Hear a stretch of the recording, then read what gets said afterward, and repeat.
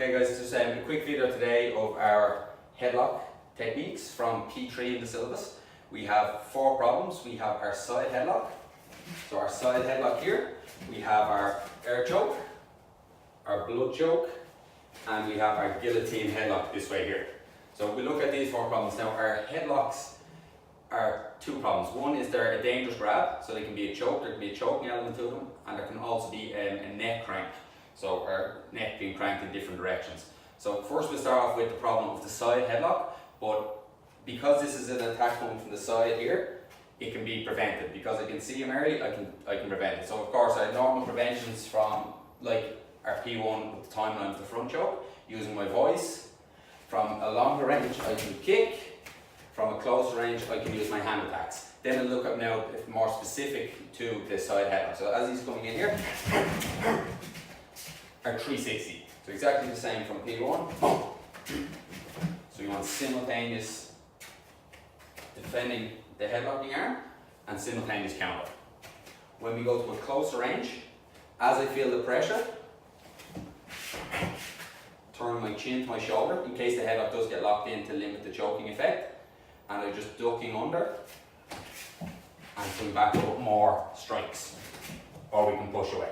So guys, as the headlock hasn't been applied yet, it's hard to know whether it's a non-dangerous or a dangerous grab. Again, depends again on the situation, dangerous or non-dangerous. We also have soft solutions. The headlock comes in, maybe a push to the chest is enough, and creating distance. The same as the headlock's applied, my chin to shoulder, I come in and I can attack. Or a soft solution, the same thing, I go under, again just pushing, creating distance and moving and scattering. Now we look when the headlock is actually applied, so it's been too late in the timeline for this.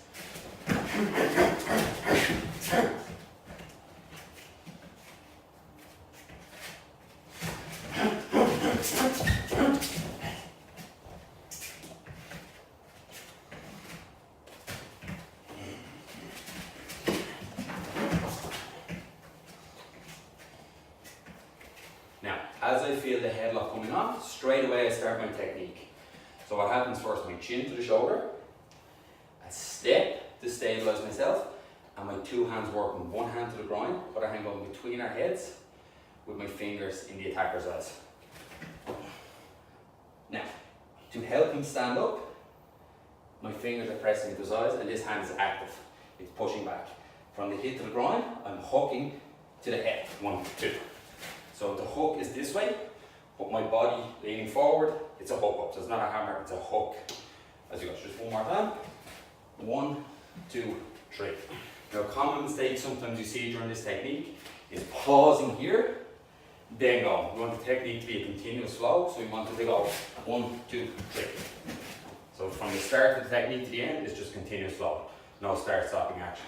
We have our 2 other problems, very similar problems. One is the air choke and one is the blood choke. So the air choke, the pressure is here, the forearm is across the windpipe and it's cutting off the air. Second problem is the blood choke, where you see the elbows to the front here, and the pressure is in this way on the carotid arteries, cutting off the blood flow to our brain. So the first technique, the air choke.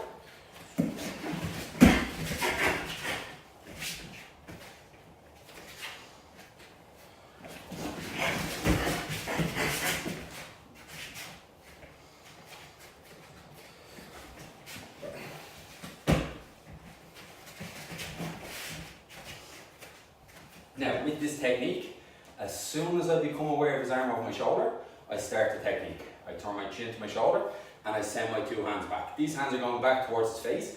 If they catch his face good, maybe it causes a flinch, it just gives me a little bit of space to work. And it's a plucking motion, so no thumbs.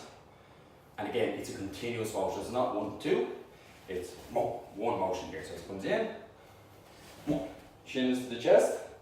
For 2 reasons. One, it stops the choke. Second thing, it helps get my head out of here. Now with this, because the pressure, get more pressure on, I can move my body. So my foot's going forward here.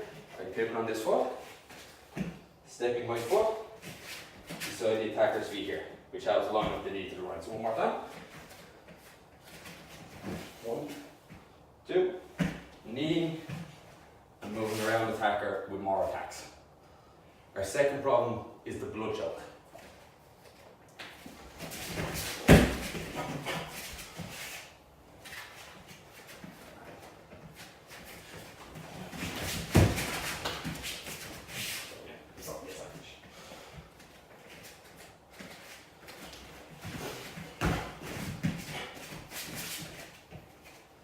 Now, with the blood choke, as I said, the pressure is this way.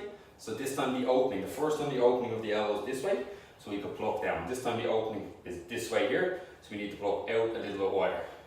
Now, because the grab is tighter, I don't have as much space to turn my body, as much space to work. So I send my two hands back.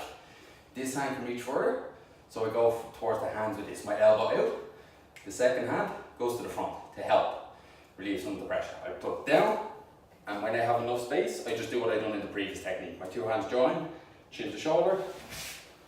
Again, stepping your foot beside the foot, and more attacks.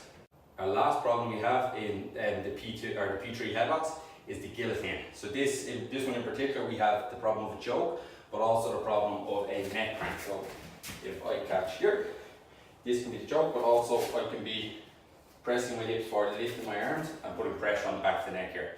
So we show the technique first.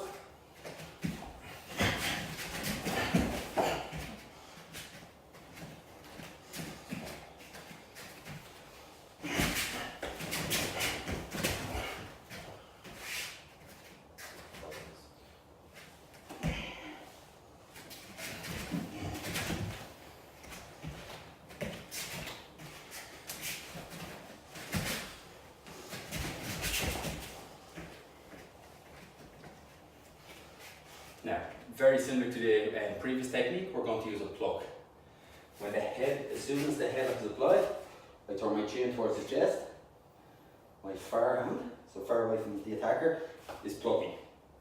As this is a strong grip, I roll my shoulder, not to break the grip, just to put a little bit of pressure on, to relieve some of the pressure on the choke. So all together, here. My other hand, as I'm rolling, I hit to the ground, which go from the opposite angle. The same hand, elbow up, then I walk up his chest, educational lock, and I'm kicking with the same leg forwards here. One more time, just from the opposite angle.